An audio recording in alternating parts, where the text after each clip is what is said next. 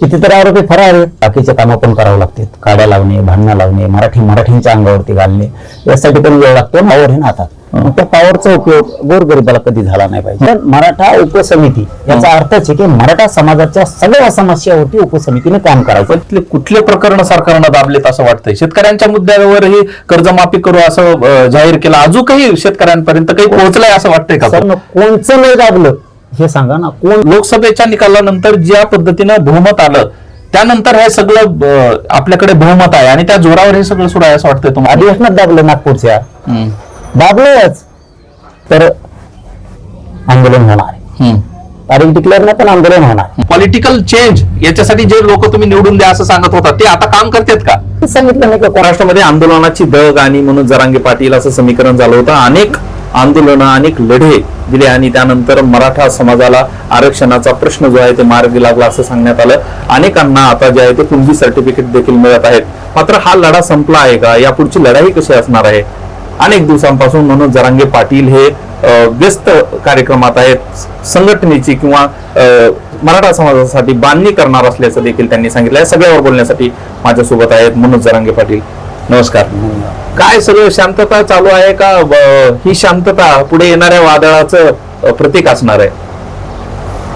काय शांतता नाही असं म्हणता येणार नाही. शांतता नाही.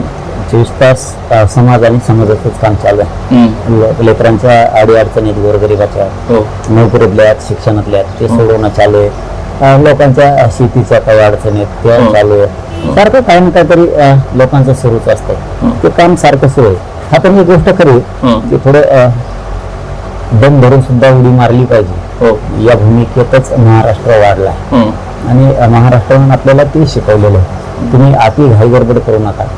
तुम्ही संयमानं जर चालला तर यश 100%. या सगळ्या आंदोलनाच्या प्रक्रियेमध्ये मनोज जरांगे पाटील यांना काय वाटलं की हे निर्णय आपण जर घेतले असते तर योग्य ठरलं असतं आणि हे निर्णय आपले घेतल्यामुळं काय जे आता सध्या परिस्थिती आहे त्यात बदल असता? नाही, बदलत नसता. हीच भूमिका पाहिजे होती. हीच भूमिका पाहिजे होती. तीच माझ्या समाजाला गरजेची होती. समाजाला न्यायासाठी गरजेची होती आणि तीच सिस्टम असते. हा, फक्त आता त्यांनी हैदराबादचा JR काढला आहे. 58 लाख नोंदी सापडल्या. तर आता आपण टप्प्याटप्प्यानं जे जुनी मन आहे, जेवढं पदरात पडतंय ते पदरात पाडून घेतलं पाहिजे. त्या भूमिकेत मी फक्त चाललोय की जेवढं पदरात पडतंय तेवढं समाजाच्या पदरात पटापट पाडून घ्यायचं आणि समाज मोठा करत राहायचा. सुखी समाधानी दिवस समाजाच्या लेकराला आणायचे. आता सातारा संस्थांच्या गॅजेटियर बद्दल आमचे रोज धुमशेन चालू आहे की तुम्ही तो JR तातडीनं काढा. सातारा गॅझेटियर असेल, दोन्ही गॅझेटियर लागू करू अशा पद्धतीचं सांगण्यात आलं होतं. शब्द देखील देण्यात आलेला होता. मात्र सातारा गॅझेटवर अजूनही कुणीही बोललेलं नाही. त्याच्यावरती काम सुरू आहे. तीही JR काढल्याशिवाय मी बसत नाहीये. म्हणून महाराष्ट्र असं काय नाही, पश्चिम महाराष्ट्र, विदर्भ, खानदेश, मराठवाडा, कोकण असं काय नाहीये. समाजाला चारही कोपऱ्यातल्या महाराष्ट्रातल्या सगळ्या समाजाला विश्वास आहे. एक ना एक दिवस हा इमानदारीच्या जोरावरती, एकनिष्ठेच्या जोरावरती हा मिळून देईल. समाजाशी एकनिष्ठ आहे. त्यामुळे सातारा संस्थांचा सुद्धा निघणार. परंतु आपल्या उपसमितीला दुसरे कामं भरपूर आहेत. स्वार्थाचे कामं, काड्या लावायचे कामं बरेच उपसमितीला, मराठा उपसमितीला भांडणं लावायचे कामं बरेचसे. त्यामुळे इकडे जरा वेळ मिळत नाही त्यांना. मराठा उपसमितीच अध्यक्षांना त्यांना थोडस वेळ नाहीये. त्यांना जरा बाकीचे कामं पण करावं लागतात. काड्या लावणे, भांडणं लावणे, मराठींच्या अंगावरती घालणे, यासाठी पण वेळ लागतो ना. राज्य जोपर्यंत अस्थिर राहत नाही तोपर्यंत राजकारण्यांना राजकारण करता येत नाही आणि अशामुळे असं सुरू आहे का? हा, आता मग शेवटी पॉवर आहे ना. राज्य मंत्रिमंडळाच्या उपसमितीचा अध्यक्ष म्हणल्याच्या नंतर पॉवर आहे ना. आता मग त्या पॉवरचा उपयोग गोरगरिबाला कधी झाला नाही पाहिजे. मग तो वाद लावण्यात जास्त झाला पाहिजे. मराठींच्या अंगावरती घालायचे. कुणबी प्रमाणपत्र निघलेत का हे बघायचं नाही उपसमितीनं. खाली त्या दिल्यात का हे बघायचं नाही उपसमितीनं. ईडब्ल्यूच्या पोरांना न्याय मिळालाय का हे बघायचं नाहीये. एसीबीसी अंतर्गत आपले पोरं किती गेले हे बघत नाही उपसमिती. आता नोकर भरती कशी झाली गेली, कशी करायची, सारथीच्या किती योजना आहेत, किती बंद पडल्या, हे उपसमितीचं काम नाहीये. त्याला काम नाही, दुसरं भांडणं लावायचं काम सुरू आहे. त्यांनी हे गोरगरिबाच्या प्रश्नावर बघितलं पाहिजे. सारथीची योजना किती बंद पडल्या आता सुरू करा, किती निधी कमी पडला द्या. कारण मराठा उपसमिती याचा अर्थच आहे की मराठा समाजाच्या सगळ्या समस्यावरती उपसमिती. या सगळ्या आंदोलनानंतर तुम्हाला काय वाटतं की महाराष्ट्रातले कुठले प्रकरण सरकारनं दाबलेत असं वाटतंय? शेतकऱ्यांच्या मुद्द्यावरही कर्जमाफी करू असं जाहीर केलं, अजून काही शेतकऱ्यांपर्यंत काही पोहोचलंय असं वाटतंय का तुम्हाला? सरकारनं कोणचं नाही दाबलं हे सांगा ना, कोणचं नाही दाबलं? महादेव मुंडेंचं प्रकरण दाबलं, बापू आंधळेचं प्रकरण दाबलं, संतोष भैयाच्या देशमुखांचे आरोपी पण दाबले, कितीतरी आरोपी फरार आहेत. ज्यांचे मुख्य आरोपी बरोबर संभाषण झालंय ते आता ते जेलमध्ये सोडतोय ते बीडच्या, त्या आरोपीला कोणी फोन केले? ते आरोपी सोडलेच ना, सरकारनं दाबलंच नाही. मग तर काय म्हणते त्याला? दाबलेच ते दाबलेलंच. तीच प्रयोग आमच्या याच्यात पण झाला. पण सत्ता ज्या पद्धतीनं सत्ता बदलल, लोकसभेच्या निकालानंतर ज्या पद्धतीनं बहुमत आलं त्यानंतर हे सगळं आपल्याकडे बहुमत आहे आणि त्या जोरावर हे सगळं सुरू आहे असं वाटतंय तुम्हाला? ते तात्पुरता आनंद आहे. म्हणून तुम्हाला विचारतो की आंदोलनाच्या प्रक्रियेनंतर तुम्हाला वाटतंय का की कुठली तरी एक निर्णायक भूमिका ती वेगळी ठरू शकली असते तुमची? नाही, एका समाजावरती हे बघा भावनेच्या आरी जाऊन नाही होत. एका समाजावरती कोणीच निवडणूक आणायला लढू शकत. आमच्या जर दलित मुस्लिम मराठा ही जर समीकरण जुळलं असतं तर 100% फाईट झाली असती आणि ते पण जमू. एका समाजावरती एवढं सोपं नाहीये. आपल्या समाजात आपण काय वाटलं करायचं एका समाजावरती लढून, आणि त्यामुळे आम्ही त्याच्यात थांबलो नाही. पण यांना जे तात्पुरता आनंद आहे ना त्या भातीत नाही झाला पाहिजे. सत्ता येत असते, भाजपनं असं कधी समजायला नाही पाहिजे की आमची सत्ता आली म्हणजेच आम्ही आता जो आम्हाला वाटण तोच कायदा चालवणार आम्ही, ह्या भूमिकेतून त्यांनी बाहेर यायला पाहिजे. कारण काँग्रेसला पण असंच वाटत होतं की त्यांचे 30, 35, 40 वर्ष सत्ता होती. त्यांना असं वाटलं होतं की आम्हाला कोणी पाडूच शकत नाही. पाडलं भाजपनं.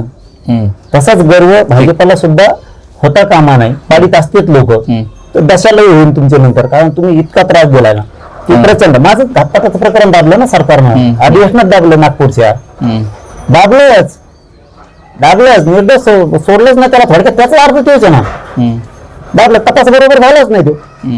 जे तपास यंत्रणा जालना जिल्ह्याची होती यांच्याकडून तपास झालाच नाही, म्हणूनच तो तपास पुन्हा करायला पाहिजे यासाठी कडून. मग लक्षात येईल कोणाचे कोणी कॉल केले, काय केलंय, कोणाचं रेकॉर्डिंग घ्या. तुमचंच रेकॉर्डिंग ते कसं खोटं करू शकते? तपास यंत्रणा जालन्याची पोलीस यंत्रणा ते खोटं कसं काय धरू शकते?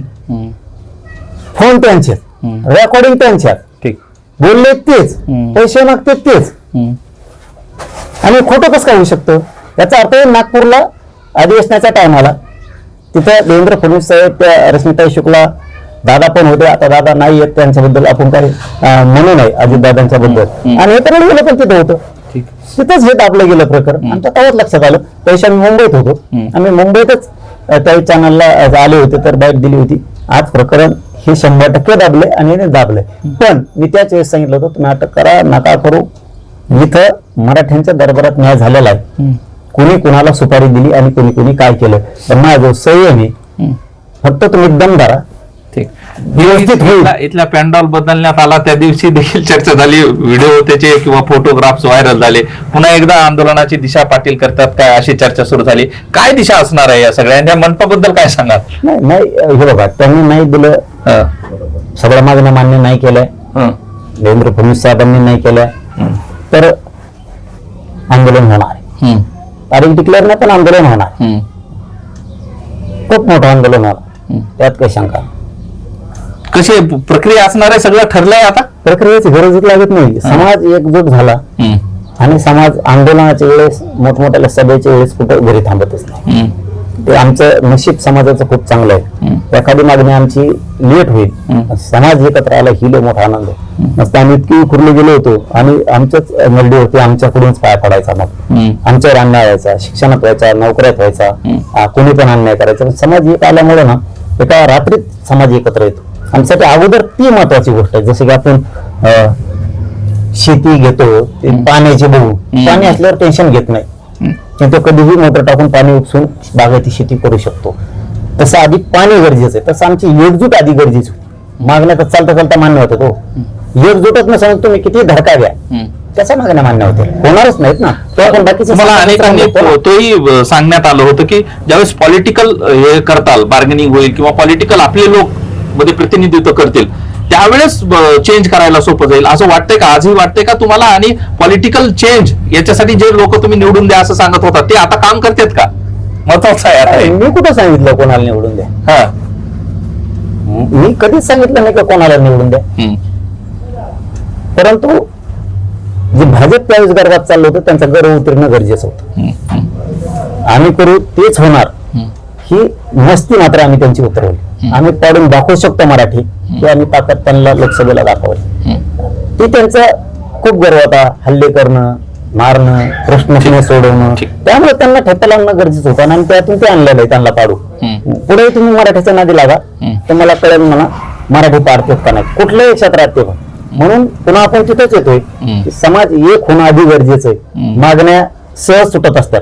आता समाज एकत्र आहे, हाक दिली 17 संस्थांचा प्रश्न सुटून जाईल. समाज एक आहे ना, समाजच एक नाही, नुसत्या हाक मारून काय करायचं. त्यामुळे इथून पुढच्या काळात मराठा समाज कायम एकजूट राहणार आहे आणि समाज जोपर्यंत एकजूट आहे तोपर्यंत मराठ्यांचे अर्ध्या रात्री प्रश्न सुटतात. शेवटचा प्रश्न हेच, ज्या पद्धतीनं समाजाचे प्रश्न समाजाच्या ह्याच्यातून सुटणार आहे, तसं पॉलिटिकल आणि शेतकऱ्यांच्या प्रश्नावर पॉलिटिकल लोक एकत्रित येऊन अशा पद्धतीचा फ्रंट होऊन लढलं जाऊ शकतं का भाजपला? असं काही होईल का असं वाटतंय का तुम्हाला? शेवटचा गरज प्रश्न. नाही पडत, काय गरज नाही पडत. सगळ्यांच्या लढायची गरज नाही पडत. काय आता त्यांच्या हातात थोडी हुक आहे हम्म.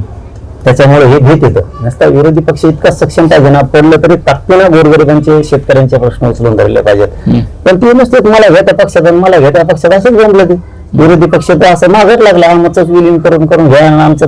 अरे सर ताकदीनं लढलं पाहिजे ना त्यांनी विरोधी पक्ष म्हणून लोकांसाठी. ते लढत नाही त्यामुळे त्यांनी पोटी ओळख केली, यांची सवच ओळख केली. त्यांना वाटतं यांना आपल्या शेवटाऱ्याने आणि त्यांचे हुक येतं. पहिलं खाल्लेलं असं एकमेकाचे भ्रष्टाचार केले त्यामुळे घाबरत होते. यांनी ते सगळे हुक जमा करून ठेवले.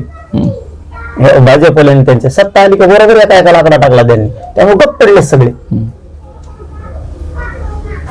हे होते म्हणून जरांगे पाटील यांनी स्पष्टपणे पुन्हा एकदा या सगळ्या निवडणूक प्रक्रियेनंतर आणि याच्यानंतर जरी आपण शांत असलो किंवा ही दिसत असलं तरी यानंतरचं देखील सरकार जर ऐकत नसेल तर आंदोलनाच्या पवित्र्यात आपण असल्याचं स्पष्ट केलेलं आहे. त्याच पद्धतीने ही सगळी चालू असलेली प्रक्रिया यामध्ये ज्या पद्धतीने घडामोडी घडत आहेत त्यावर त्यांनी स्पष्ट भाष्य केलेलं आहे. त्यामुळे येणाऱ्या काळात जर सरकारचे प्रश्न जर समाजाबद्दलचे असतील किंवा इतर असतील ते सोडवले नाही तर पुन्हा एकदा रस्त्यावरच्या लढाई असतील किंवा इतर लढाई असतील त्याला सामोरं जाण्याचं त्यांनी स्पष्ट केलं.